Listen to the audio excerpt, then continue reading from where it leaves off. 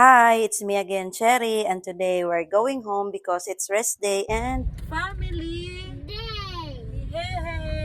padulong day mi ani sa Lanao del Norte kaysa Suarez, Iligan City naman minamuyo and ang among family is nasa Lala kay tagalala mong jud mi sa akong bana and sa Iligan na minanimpalay. Pero before mi muuli sa Lala moadto pa mi og Mulave na lang mi adtuon nga work related sa akong bana and nihapit mi kadyot diri sa Kambingan, Bacolod para maniud to. So after na mo paniud to, nilargo na mi sa Mulave and ang akong anak kasigi nagpangutana kung dugay pa ba daw mi kay excited kayo siya makakita sa iyang cousin, anak sa akong ate. So mauto amo na lang gipa-tiktok para malingaw siya og kami pod while waiting nag-tiktok na lang pod mi. Of course dili mawala ang TikTok dance banding sa amot nagboard. So mauto after 1 hour na human ra gyud mi sa among tuyo sa Mulave and we're heading now sa balay sa akong ate. Ug kabalumukin sa excited kayo ang akong anak yun ang excited kaayo kay magkita na sila sa iyang ig-agaw. And pag abot na mo sa balay sa akong ate, ang akong pag-umangkon, makita yun nimo nga super excited kayo siya and happy kay siya. So mauto, nakahuna-una kog prank. Amo siyang i-prank nga wala nakuyog iyang ate Elise which is akong anak. And lantawa iyang reaction pag lili niya sa kotse. Tili. Ha? Hi, Tili. Wala man si Tilis. Wala.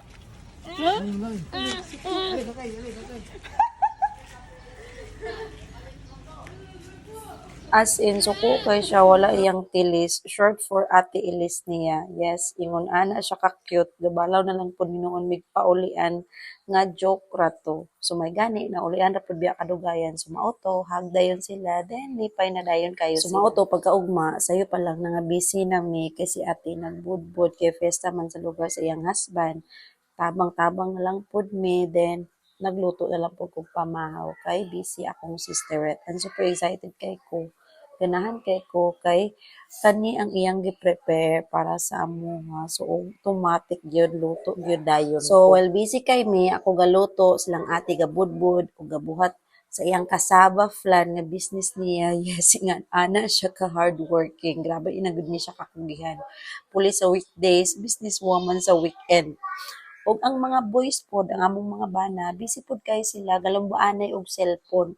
Nagkita pa ni sila, nagchat na lang unta ni sila. Pero ang importante, ang duha ka binuhat, lingaw gyud kayo kay buntag pa lang perti ng daya. Pero bitaw ba nindot kayo sa pamati nga makabanding ta sa atong family, katawa dire, katawa didto, marites dire, marites didto, kaon dire, kaon didto, as in lami kay siya sa heart. Dili gyud kabayran ang kalipay, ang buhakhak kauban sa ato ang pamilya. Sayang lang wala mi kadula og pickleball kay na nga busy mi.